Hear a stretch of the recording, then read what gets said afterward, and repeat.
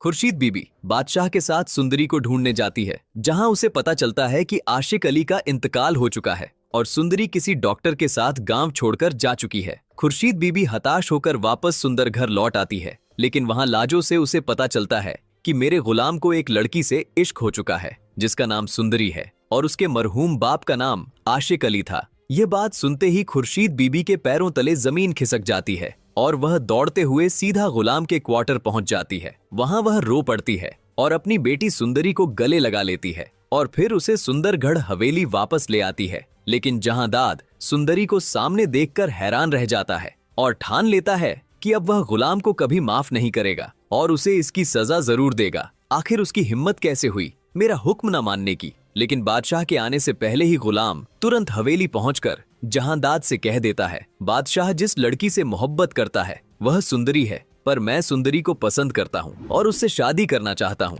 ये सुनकर जहांदाद खुश हो जाता है और बोलता है, मैं तेरी शादी करवा दूंगा, क्योंकि जहांदाद कभी नहीं चाहता था कि सुंदरी बादशाह की हो और वह सुंदरी को गुलाम के साथ भगाने का प्लान बना लेता है। लेकिन उसी वक्त बादशाह वहां पहुंच जाता है और सबके सामने ऐलान कर देता है, सुंदरी सिर्फ मेरी है और मुझसे ही शादी करेगी। लेकिन सुंदरी साफ बोल देती है, मैं गुलाम से प्यार करती हूँ और बादशाह से शादी नहीं करूंगी। ये सुनकर खुर्शीद बीबी भी अपनी बेटी का साथ देती है और बादशाह को जोर का थप्पड़ मारकर कहती हैं, खबरदार, अगर मेरी बेटी और मेरे होने वाले दामाद को नुकसान पहुंचाने की कोशिश की। लेकिन बॉस, बादशाह कहाँ रुकने वाला था। अगले ही दिन वह सुंदरी का किडनैप करवा देता है। यहाँ गुलाम को पता चल जाता है कि यह घटिया काम बादशाह ने किया है, इसलिए वह सुंदरी को ढूंढने निकल पड़ता है। बादशाह को पता चल जाता है कि गुलाम सुंदरी की लोकेशन ट्रैक करके उसे छुड़ाने के लिए मेरे फार्म हाउस जा रहा है, इसलिए बादशाह रास्ते में ही गुलाम की गाड़ी का एक्सीडेंट करवा देता है। बादशाह को लगता है कि शायद गुलाम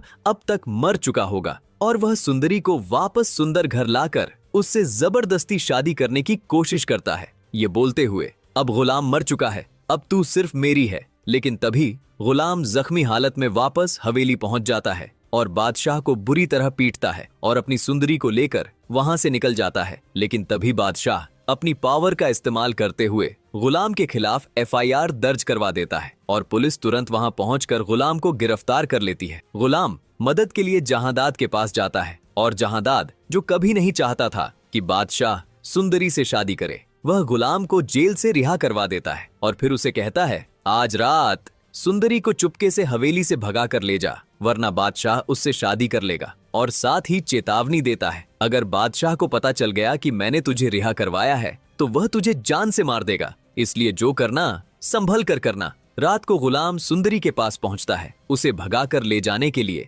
लेकिन तभी बादशाह वहां आ जाता है और सीधा गुलाम के माथे पर बंदूक तान देता है और गुस्से में कहता है, तेरी हिम्मत कैसे हुई मेरी मोहब्बत को मुझसे छीनने की। अब दोस्तों, सबसे बड़ा सवाल ये है, क्या बादशाह इतनी आसानी से सुंदरी से शादी कर पाएगा? क्या सुंदरी गुलाम के साथ हवेली छोड़कर भाग जाएगी? और आखिर जहांदाद का अगला प्लान क्या होगा सुंदरी को बादशाह से दूर करने के लिए, क्योंकि वह कभी नहीं चाहता कि सुंदरी और बादशाह की शादी हो। दोस्तों, आपको क्या लगता है, क्या बादशाह की शादी सुंदरी से हो पाएगी या नहीं? कमेंट करके जरूर बताना। और हाँ, यह सिर्फ हमारी प्रेडिक्शन है जो गलत भी हो सकती है, जो सिर्फ एंटरटेनमेंट पर्पस के लिए बनाई गई है।